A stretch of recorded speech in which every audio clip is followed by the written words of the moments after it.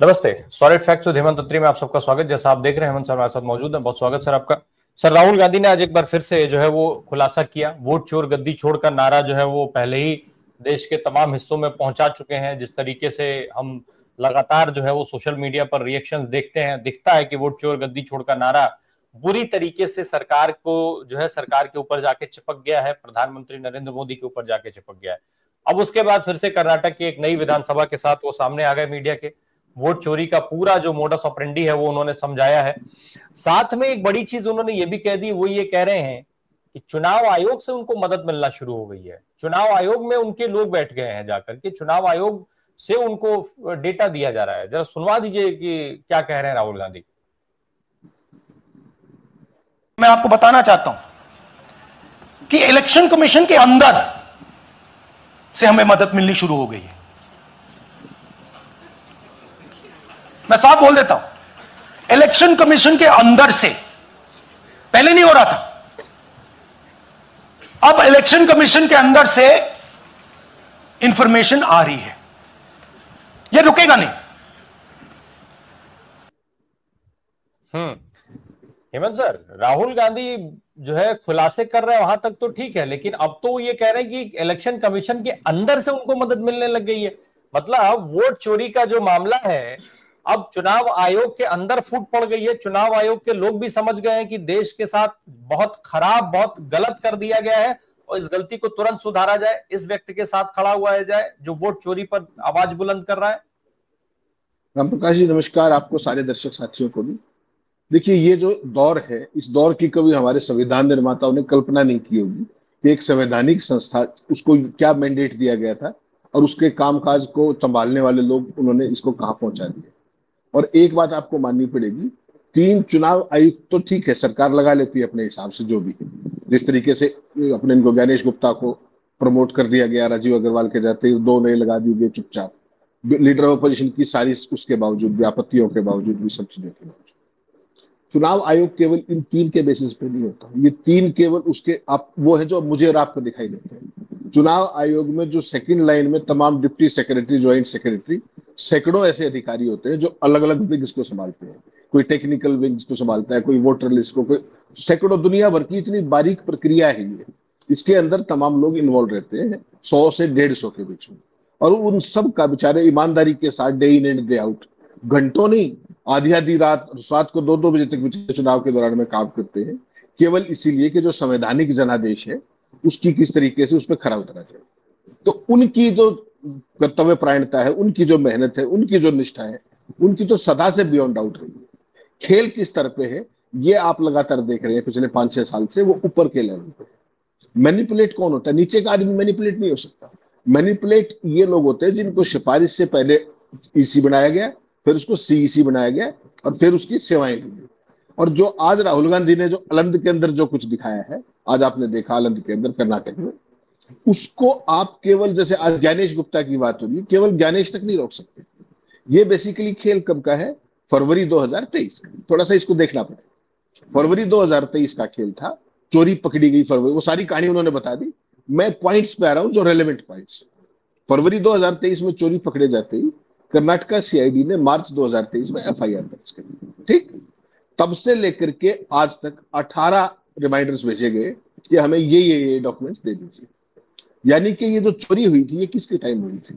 ये राजीव कुमार अग्रवाल जो शायर होते थे सीईसी, उनके समय में ये चोरी या कथित चोरी का अटेम्प्ट, दोनों ही शब्द प्रयोग कर लीजिए, उनके समय में ये हुआ। नंबर 1, उन्होंने आज दावा किया, आज तक मैंने आपको भेजा है 2 विंडो में दिखाने के लिए। उसमें बेसिकली क्या है कि चुनाव आयोग ने आज कहा कि ऐसे हो ही नहीं सकता। आज कहा है चुनाव आयोग ने, जो अभी राहुल गांधी की प्रेस कॉन्फ्रेंस के बाद नहीं हो सकता। तो जो डिटेल्स राहुल गांधी मांग रहे हैं, जो हिंदू अखबार ने मांगी थी आज से 10 दिन पहले, वो क्यों नहीं देते आप? उन टेलीफोन्स की जो लोकेशन थी, उनके जो आईपी एड्रेस थे, उनकी जो तमाम चीजें थी, वो आप क्यों नहीं दे रहे उनको? सवाल ये है। वो चीजें पहले राजीव अग्रवाल से भी मांगी थी, मार्च 2023 से लेकर के उनके कार्यकाल की समाप्ति तक। और उनके जाने के बाद कौन आया? ज्ञानेश गुप्ता। यानी कि कथित चोरी राजीव अग्रवाल के समय में हुई, वो अपनी चोरी जब तक रहे उसको छुपाते रहे, और अब जब ज्ञानेश गुप्ता आगे हैं तो वो उसी काम को आगे बढ़ा रहे हैं कि वो चोरी के कागज नहीं दे रहे, सबूत नहीं दे रहे। लेकिन वही बात है, बकरे की मां कब तक खैर मनाएगी? जब चुनाव आयोग के अंदर जो सेकंड लाइन में जो लीडरशिप बैठी है, जो अधिकारी बैठे बेचारे कर्तव्य परायण निष्ठावान, वो तो इस बात से पीड़ित है ना कि वो दिन रात अपना होम कर रहे हैं और उनकी संस्था को इस तरीके से उसका बदनामी झेलनी पड़ रही है, तो वो उसकी बुराई अपने ऊपर क्यों लेगी। इसीलिए उनको लगा कि ये सही समय है। एक होता है ना अंतरात्मा जाग जाए, तो ऐसे बहुत सारे लोग होंगे जिनकी अंतरात्मा जागी और उन्होंने धीरे धीरे इनको सारी के सारे इनपुट्स देने शुरू कर दिए। अदरवाइज देखिए, अगर अंदर से इनपुट ना हो तो आज राहुल गांधी ने जो कुछ चीजें दिखाई ना, उसमें कुछ चीजें थी। जैसे जब वो स्लाइड दिखा रहे थे उसमें कुछ नंबर्स थे अधूरे, कुछ पे कांटे लगे हुए थे, आपने देखे होंगे।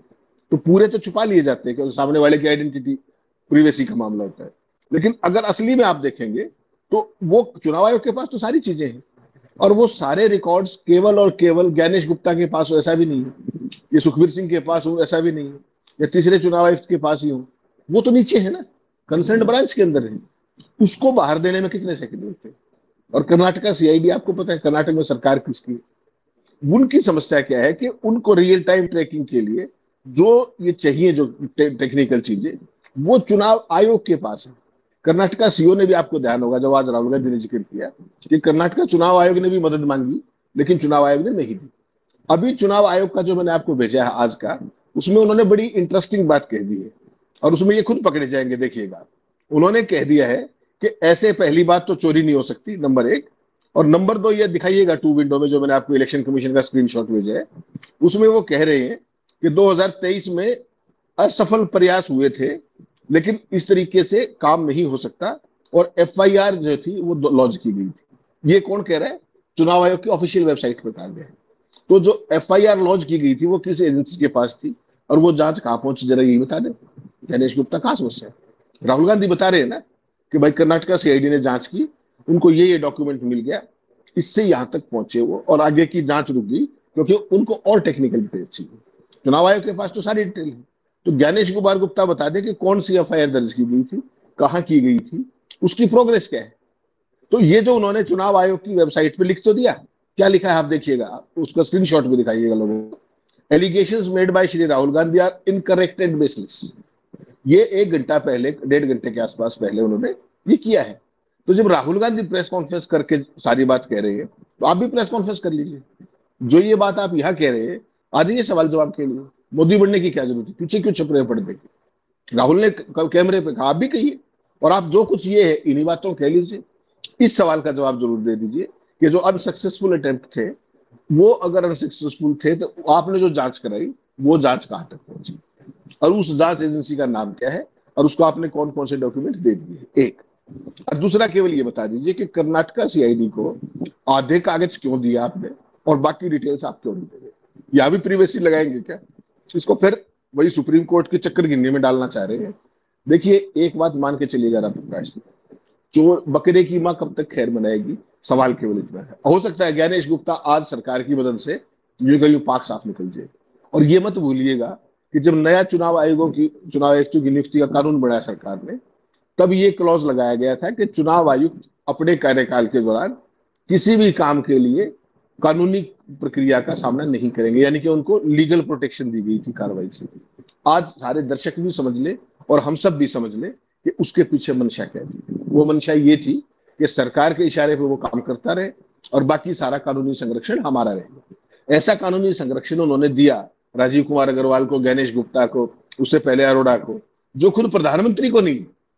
हमारे यहाँ आपको पता है प्रधानमंत्री के पद पे रहते हुए जांच हो सकती है। वो संरक्षण केवल राष्ट्रपति और राज्यपाल को है पद पे रहते हुए, जो पद पे बाहर आते हैं उनको भी जांच का सामना करना पड़ेगा। लेकिन चुनाव आयुक्तों को इस तरह का संरक्षण इस सरकार ने दिया। उसी से उसकी मंशा जाहिर होती है कि इस सारे खेल के पीछे क्या है और ये संरक्षण क्यों दिया गया, ताकि ये चोरी और डकैती चलती रहे जनादेश की। और जो मोदी जी कहते हैं ना 50 साल राज करेगा, अमित शाह जो कहते हैं अभी तो 35 साल विपक्ष में बैठना है, उस आत्मविश्वास के पीछे ये ठोस कारण है जिसके कारण वो इतने बड़े बड़े दावे संसद में और संसद के बाहर कर पाते हैं। चुनाव आयोग के जो सेकंड लाइन और थर्ड लाइन अधिकारी हैं, they are privy to every document, every game that is being played. और वो सारी चीजें अगर बाहर आने लगी तो इनको छुपने की जगह नहीं मिलेगी। You take it from me. Sir, एक और चीज है जो राहुल गांधी ने जो ये पूरा खुलासा किया, उस खुलासे में साफ तौर पे उन्होंने सब कुछ बताया कि भाई कैसे सॉफ्टवेयर का इस्तेमाल करके वोटर्स के नाम डिलीट किए गए, वोटर्स के नाम जोड़े गए जैसे जहां उन्होंने चाहा। साथ में उन्होंने ये भी कहा है कि सेम यही मॉडल जो है हरियाणा और महाराष्ट्र में भी इस्तेमाल हुआ। सुनवा दीजिए जरा जो राहुल कह रहे हैं। Those names there, JW, JW, JW, JW from the last presentation. Same model. So it's the same system that is doing this. It's doing it in Karnataka, it's doing it in Maharashtra, it's done it in Haryana, it's done it in UP, and we have proof of all of it. मतलब तमाम state में इसी same pattern का इस्तेमाल हुआ, एक ही word भी, नाम भी जो है वो सेम, पता भी सेम, मतलब उसमें एक सिंगल अल्फाबेटिकल चेंज नहीं। ये क्या माना जाए कि पूरा पैटर्न, पूरा प्रोग्राम सेट, बिल्कुल सेट है, उसी प्रोग्राम का, उसी सॉफ्टवेयर का इस्तेमाल हर स्टेट में इलेक्शंस के लिए किया जा रहा है।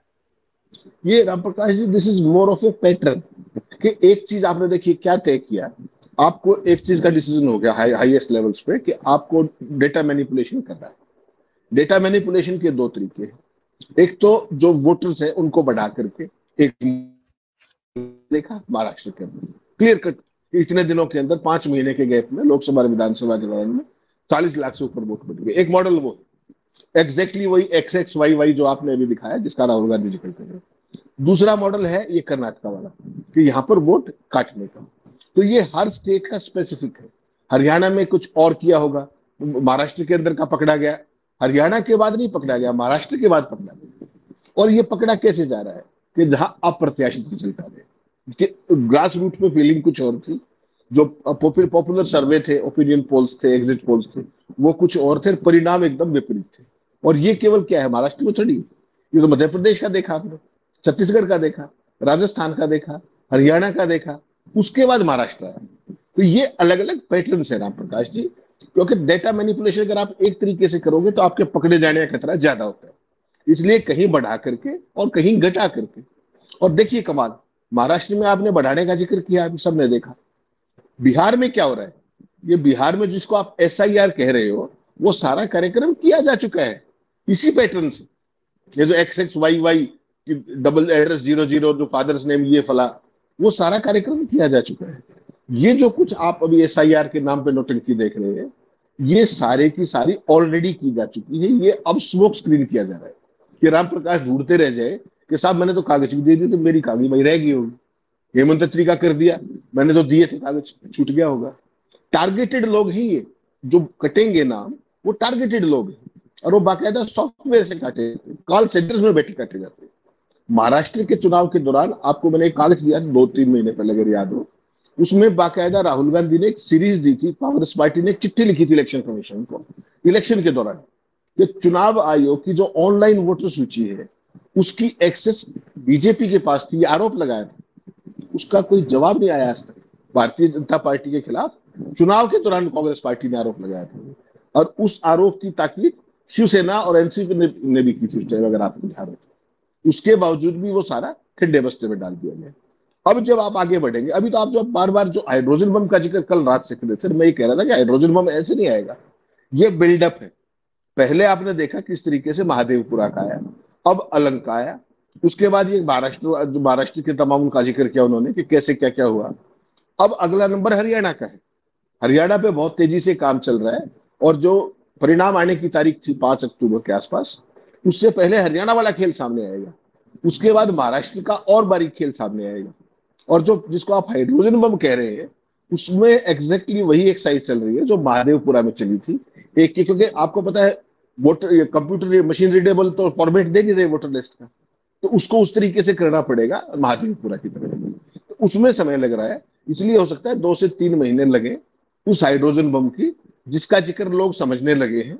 और वास्तव में अगर वो चीज आई तो प्रधानमंत्री जी की पोजीशन एज प्राइम मिनिस्टर और एज MP अनटेनेबल हो जाएगी, ये कहने में मुझे कोई संकोच नहीं। मुझे जरा एक चीज समझाया सर, आलंद का जब जिक्र आया, आलंद भी कर्नाटक की वो विधानसभा सीट है जहां जीती कांग्रेस है, कांग्रेस का विधायक है वहां पे, और फिर भी वोट चोरी का आरोप आखिर क्यों? आखिर जब जीता आपका उम्मीदवार तो फिर भाजपा वोट चोरी वहां क्यों कर रही है और क्यों करेगी?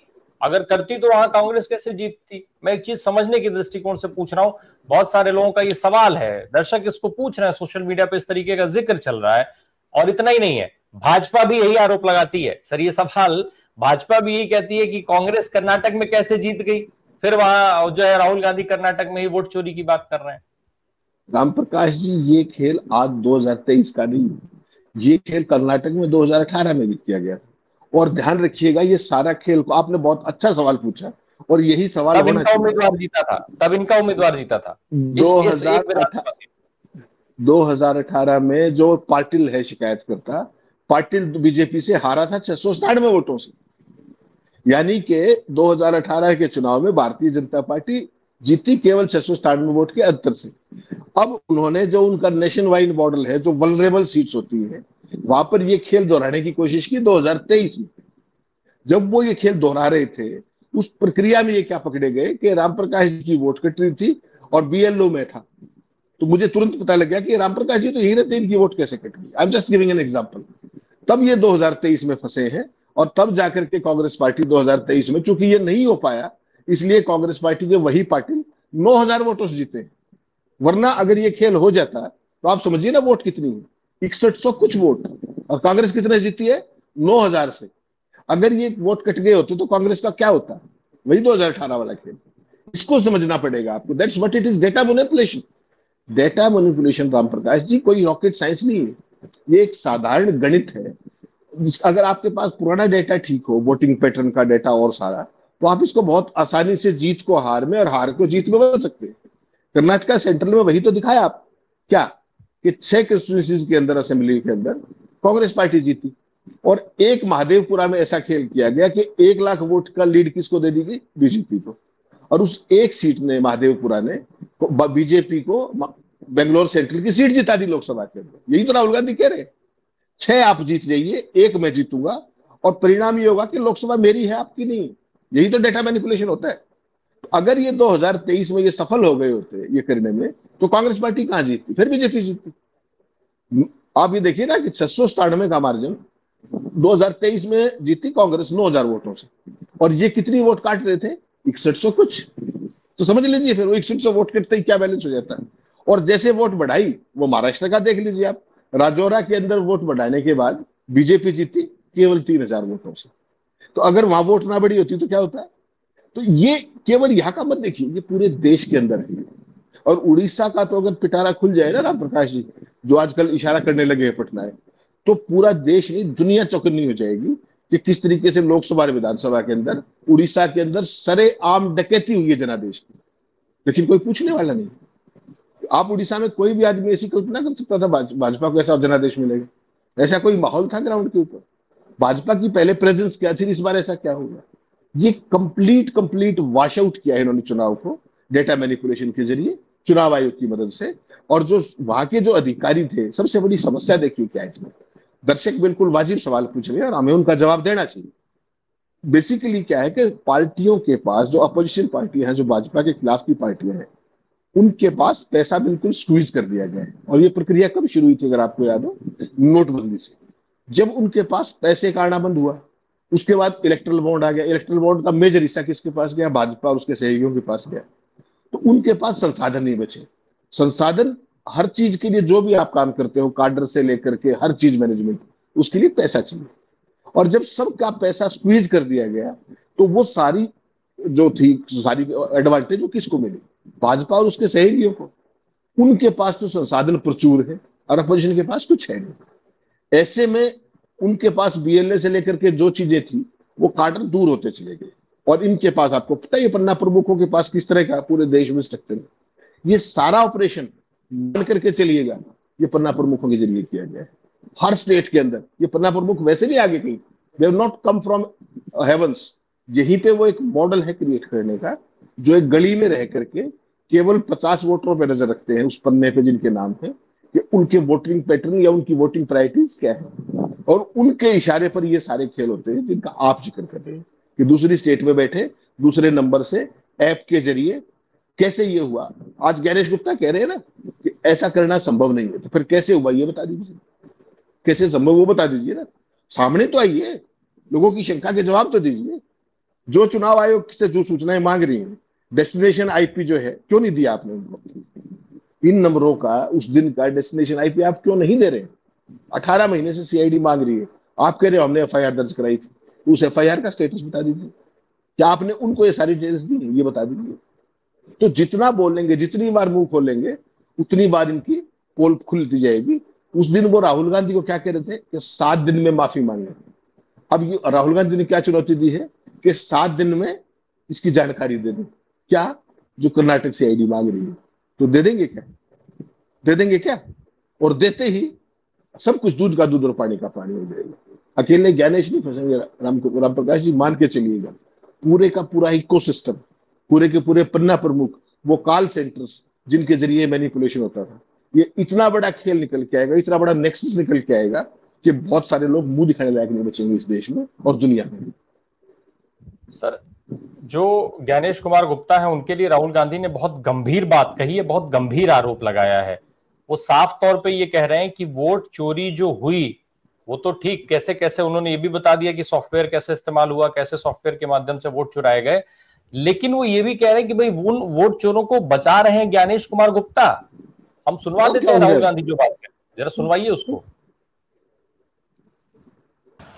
एक और उदाहरण है वोट चोरी का।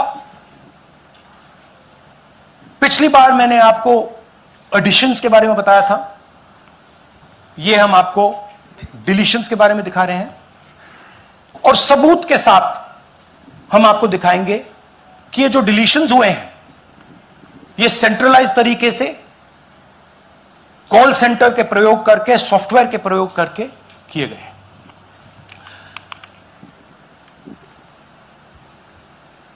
हमारे पास इस प्रेजेंटेशन में जो मैंने आपको अभी दिखाया 100% सबूत है, प्रूफ है कि ज्ञानेश कुमार जी हिंदुस्तान के चीफ इलेक्शन कमिश्नर वोट चोरों की रक्षा कर रहे हैं, और यह मैं आपको अभी दिखाने जा रहा हूं।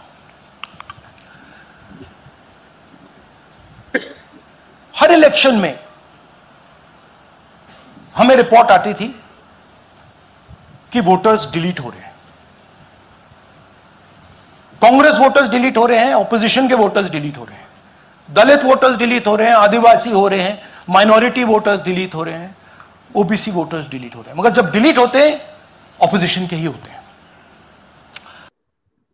सर, राहुल गांधी ने जो आरोप लगाया वो साफ कह रहे हैं कि भाई ज्ञानेश कुमार गुप्ता कांग्रेस के वोटर्स डिलीट हो रहे थे, और जो वो लोग वोटर डिलीट कर रहे थे उनको वो बचा रहे हैं, वोट चोरों को बचाने का काम ज्ञानेश कुमार गुप्ता कर रहे हैं। अब ज्ञानेश कुमार गुप्ता ने उसके बाद इलेक्शन कमीशन ऑफ इंडिया की ऑफिशियल हैंडल से एक ट्वीट करवा दिया, जिसका बार बार आपने अभी जिक्र किया है, हम दिखा भी चुके हैं। उसके बाद अब क्या माना जाए कि ज्ञानेश कुमार गुप्ता ने सारा वोट चोरी का ठीकरा ही राजीव कुमार पे फोड़ दिया है। अब वो भाई 2023 का जिक्र वो कर रहे हैं, इसका मतलब तो यही है कि वो ये कह रहे हैं कि भाई चोरी ज्ञानेश कुमार गुप्ता नहीं, राजीव कुमार अग्रवाल करवा रहे थे। और अगर राजीव अग्रवाल करवा रहे थे तो ज्ञानेश कुमार गुप्ता क्या कर रहे हैं? क्या वो साफ है? और सेफ तो भाई पहले से सरकार उनको कर चुकी है। सरकार के रोल पर भी जरा मैं आपसे समझना चाहता हूं, राजीव कुमार अग्रवाल के रोल पर, ज्ञानेश कुमार गुप्ता, और साथ में सरकार का रोल। राम प्रकाश जी, सरकार का रोल तो देखा नहीं था आपने, अनुराग ठाकुर ने एक्सपोज कर तो दिया था।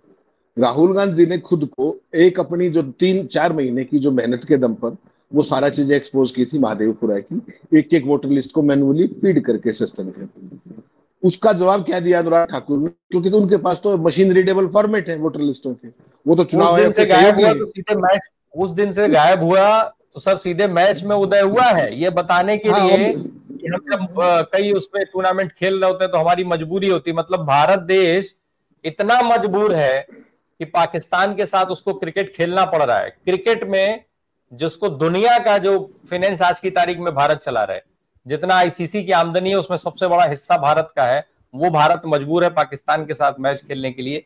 ये बताने के लिए अनुराग ठाकुर आए, वरना बीच में तो गायब थे। राम प्रकाश जी, आत्मघाती दस्ते हर एक दल के अंदर होते हैं, तो ये भी भाजपा का जो मुख्य हरावल रिश्ता है उसके बहुत जल्दी मुखिया बनने वाले। आपने उनका देखा नहीं किस तरीके का फिनोमिनल राइज हुआ था जब दिल्ली के अंदर वो ऐतिहासिक भाषण दिया था उन्होंने, क्या देश के गद्दारों को होना ये चाहिए था, उनके खिलाफ कार्रवाई करती पार्टी, और उनको सरकार का चेहरा बढ़ा दिया गया। आईएंडबी मिनिस्टर, गालीबाज आईएंडबी मिनिस्टर, सोचिए आप। तो ये इस देश का एक नया भारत का एक उदय की बात है। अब मुद्दे पे आते हैं, आपने क्या ज्ञानेश गुप्ता, देखिए क्या मांग रहे थे राहुल गांधी और क्या मांगा कर्नाटका से आईपी। उन्होंने कहा हमें डेस्टिनेशन आईपी और डेस्टिनेशन पोर्ट दे दीजिए, यही तो कहा। आज तक दिया क्या, क्यों नहीं दिया? भारतीय जनता पार्टी की जो चुनाव आयोग है उसने क्या कहा, सितंबर 2023 के अंदर उसने कर्नाटका सीआईडी को एक लिस्ट दी, क्या कि ये 5700 वोट चोरी करने का प्रयास किया गया, उसके कुछ कागज दिए। उन्होंने स्पेसिफिक चुनाव आयोग की इंफॉर्मेशन के बेसिस पे ये कहा आप हमें इन्हीं के डेस्टिनेशन आईपी और डेस्टिनेशन पोर्ट दे दीजिए, वो गायब कर दिया। क्यों?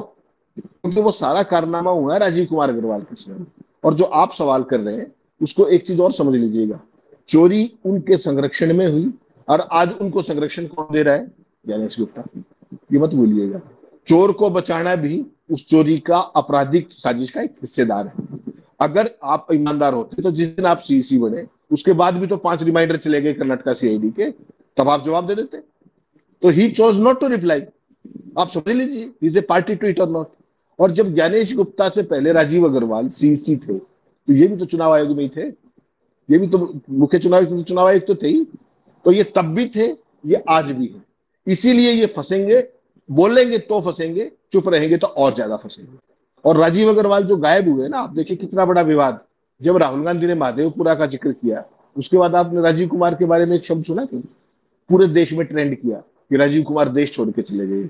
और फिर एक समाचार एजेंसी ने सूत्रों के जरिए बताया कि राजीव कुमार देश में ही। राजीव कुमार अगर इतने महान शायर थे, इतने बड़े क्रांतिकारी चुनाव आयुक्त थे, तो उन्होंने क्यों नहीं आकर के सामने अपनी सारी बात रखी उस समय? उनके कार्यकाल की चीजें ना भाई, तो आप बता देते कहां समस्या थी। तो again he chose to remain disappear, तो बात ही खत्म होगी। अब इसमें कहां बचा है? जो वो करके गए थे वही ये कर रहे हैं, स्थिति साफ है। और भाजपा में आपने जैसे कहा, अनुराग ठाकुर को एक बार आपने उतारा था, परिणाम देख लिया कि उस राहुल गांधी ने एक सीट का जिक्र किया, उस भाई ने 35 का खुलासा कर दिया। तो उससे तो ये साबित हुआ ना कि जो राहुल कह रहे थे वो ठीक कह रहे थे। और अब जब ये प्रधानमंत्री की सीट वाराणसी का आएगा तब कहां जाएंगे? अनुराग ठाकुर ये नहीं सोचा था उन्होंने कि वो दूसरे के घर पे शीशे फेंकने चले थे, अपना तो देख लेते, पत्थर फेंकने चले थे, अपना भी तो देख लेते ना कि वो शीशे क्या है वहां पर।